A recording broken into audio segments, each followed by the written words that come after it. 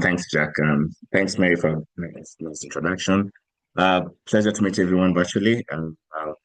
It's like what 10 p.m. out here in Kenya. Probably much early on your side. But excited to be giving this presentation just to highlight what we're doing best here in Kenya. Let's see if we can get this slide moving.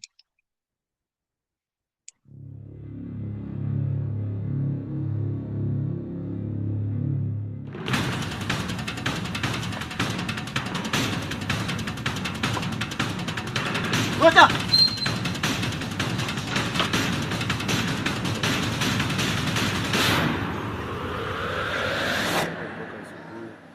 Sijapata mtu wa kunihudumia.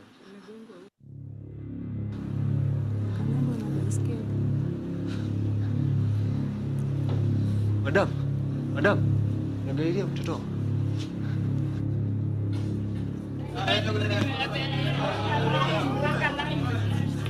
Tafadhali nisaidie. Nisaidie mtoto wangu. Rudi kwa laini. Nimesema urudi kwa laini. Nisaidie tafadhali. Kama utaweza enda private. Lakini iko mbali sana. Na utanipisha pesa nyingi. Basi rudi kwa laini.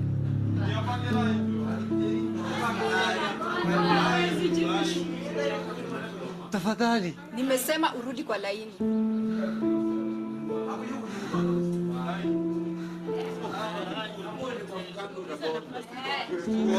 Ungekuwa na haraka, ungekuja juzi.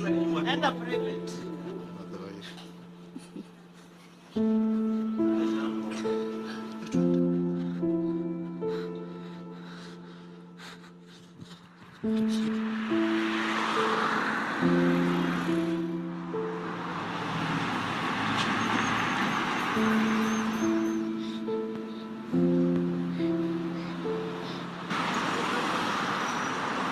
Hello John. Ni Vincent. Nahitaji kalori.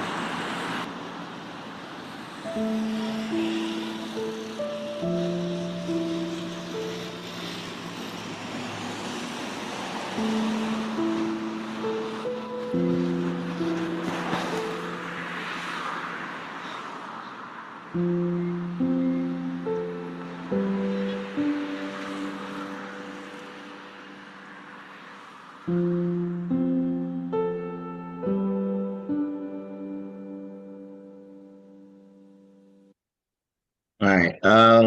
Well, that was a video enactment of what essentially has historically been the emergency healthcare situation in Kenya. It's still there. I mean, the video, we saw this consequently, just having it in download, and it's still happening today. Largely because, of course, we have historically never had an emergency healthcare system. And up to 10 years ago, at least well, actually, like 13 years ago, we actually didn't even have any emergency physicians in the country. So for us, emergency medicine or emergency healthcare in the country has pretty much been what you're seeing on the screen there, pretty much a race between, yes, whether it's a healthcare provider or, well, I guess the devil in this case. And many times the healthcare providers never actually get to you on time because there's just no system. Now, while everyone may have seen this before, you may understand this before, it's the WHO Emergency Healthcare System Framework that looks at care all the way starting off in the community. You call a number, so you have 911. So we still don't have a 911 number. So here, in case of an emergency, yeah, just figure it out yourself. There's no real number to call. At least historically, there's not been a number to call. Of course, naturally, there's no dispatchers. There's no public ambulance service. And for the longest, of course, we've never had any designated emergency departments because emergency healthcare wasn't really a component of the healthcare system. There were no trained healthcare providers in emergency medicine, and there were just no guidelines, no policies. It was just a blank space when it came to emergency care. And this is as far back as I guess from around, I'd say 2012. There was just gaps in the healthcare system in terms of emergency care. So yeah, so no 911 number. Definitely, there's no ambulance coming to pick you up in case of an emergency, whether you've been in an accident or you have mother bleeding in the community, there's just no public ambulance service that was there or has been there. And as I mentioned, definitely no public emergency departments. So what does this translate to actually? This translates to approximately 15 people dying in Kenya on a daily basis, and many of these deaths are actually linked to lack of timely access to emergency medical care. As during emergency, the healthcare system is often dysfunctional and fails Kenyans. Shockingly as it may be, the picture you're seeing to, I guess, the right of your screen is actually an emergency department. So you can just picture what you know as your emergency departments in your setting. This is what we've had as an emergency department, and you'll see how that looks like today. And this is pretty much across the whole country. I think we all know the statistics up to 5 million annual deaths in African countries. Sorry. Up to 4% of annual deaths in African country are due to conditions that are addressable by pre-hospital and emergency medical care. And of course, about 1,000 million deaths and 32 million years of life are lost to premature mortality. Largely, again, in many low-income countries where Kenya falls under, where there's no well-established emergency healthcare services. Now, essentially, that was a problem that we were dealing with, or at least I found. So I did my undergraduate training here in Kenya, and again, emergency medicine was not part of my training as an undergraduate because, well, there are no emergency consultants. But I had an opportunity to then go to South Africa and did my master's in emergency medicine and came back to Kenya purposely, I guess, to see how can we fix the emergency healthcare system in Kenya. And so that's what's I've been doing for the last now 13 years, I guess. Pretty much established the Emergency Medicine Kenya Foundation in 2015, whose sole purpose is to strengthen the emergency healthcare system by actively collaborating with the government. So Kenya is divided into, so US, you have federal and state, we have the same, we have national and county, where we have 47 county governments plus the national governments, that's 48 governments. So we work with all of them to develop the relevant emergency care policies, frameworks, strengthen the emergency care infrastructure, equipment, processes, and provide emergency medical care training and information to the existing healthcare providers who are currently, and the general public who are currently working. So essentially, when we started off on a blank slate. What existed was, of course, the facilities existed, the healthcare providers existed, vehicles that are called ambulances, as you can see this one on your right, existed. But in terms of emergency healthcare services as a component of the healthcare system, that largely just did not exist. So, okay, we as an organization, we work across 4 key pillars. So there's the infrastructure component. So that's capacity building, where we're looking at how do we establish public ambulance services, how do we establish public emergency departments, and the infrastructure and equipment required for this. From a knowledge development perspective, we look at it in terms of how do we train the existing healthcare providers, develop the tools, the existing healthcare providers, because it's going to be a while before we have emergency physicians on the ground anywhere across this country. So I think to date, so the first emergency physician in Kenya in 2012, yes. Subsequently, I think we have around 10 of us now, but of course, this is not really a number that can fit the whole country. So our current job around the knowledge development is how do we empower those working currently and providing emergency care, both in the pre-hospital and emergency department. I use that term loosely because there's actually no emergency department, and I'll show you some pictures to this. And then, of course, develop policies. So we worked with the government to come up with all the laws. We changed a lot of laws to enhance emergency healthcare services, incorporated emergency healthcare services into our laws, into our policies, and now we have clear policies and guidelines that are on emergency medical care. And the final pillar is research, where we do a lot of research to look at how do we strengthen emergency healthcare services in low-income countries and what are the components. So a lot of our work is guided by our own research, where we're trying to figure out how do we sustainably build emergency healthcare services within our existing healthcare system. I just want to put a discretion a bit. So a couple of images that will be coming up shortly, bit disturbing. So if you're sensitive. I know emergency physicians and emergency people tend to have this with them, but for anyone who's watching or following up this conversation, just beware. So the thing about emergency care, and this cuts across in Kenya and globally, is sorry, emergencies will occur every day, regardless of whether it is or not. So training them now, compared to what we had initially, now we've started renovating public emergency departments. So this is one of the emergency departments we've renovated. And now they're starting to look like emergency departments compared to what we have. Supporting the training again of the staff who work in this emergency department. Um, the the pre-hospital healthcare providers have started now being recognized. So previously they were not really recognized. So we're having teaching clinical healthcare providers who then are now working their services. Teaching again emergency department staff. As you can see, this is a ventilation training program, and this is a POCUS training program to improve the skills of the staff who now work within this well-renovated emergency departments. And then, of course, so what have we achieved so far? So our target has been, of course, we have 47 counties, 47 states. We've established public ambulance services in 10 of the 47 counties. We did a mapping of all the public emergency departments in the country. So currently there are 265 public emergency departments, which is essentially any facility that's open 24/7 and as a functioning theater. We've currently reached 165 of these emergency departments. Reached meaning we've started at least that we've taught them triage. So triage is our first training program. But for some, we've done the triage, we've done SG training, we've done simulation 5-day emergency response training. So quite a number of training. So in the last 10 years, we've trained just over 6,000 healthcare providers who work specifically in these ambulance services or these emergency departments.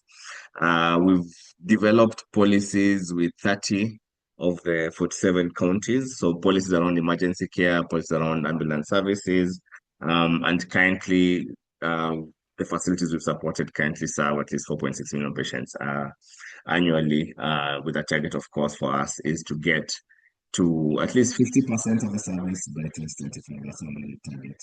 So we from scratch we built this part of the service. So our target, for example, by the end of next year, we should have gotten to 50% of the ambulance services, 50% of the emergency departments fully up and running. Of course, more healthcare providers trained, and then 50% of the counties having operational emergency care policies, which then allows them to budget and do appropriate financing for emergency care. So our vision, of course, is an emergency healthcare system in Kenya that saves lives. Interesting enough, like the picture here is again one of the emergency departments renovated and equipped, and the transformation from what has existed to now what is existing is truly helping save lives. From our finances, so on average, at least for the next 3 years, this is 2025, 2027, target budget is $5.7 million. On average, our budget at the moment is probably around $2 million a year to get the system up and running. And then government does a lot of the pays also on their side to put up some of the structures and put up the infrastructure on their side. So because we work purely with government, so some of our partnership to improve the system, working with the government. That's a small lean team that actually gets all this done. This is the office staff, but we have approximately, I think, around 80 consultants also work with us. So that's the Emergency Care Foundation. And these are some of the list of our partners who support the work that we're doing, largest partner being the government. And naturally, we welcome all forms of collaboration. For example, that's the Opportunity Society, which really supports us in some of the community health work. And at that point, I will hand over to Jack and Kasim. Thanks, Ben.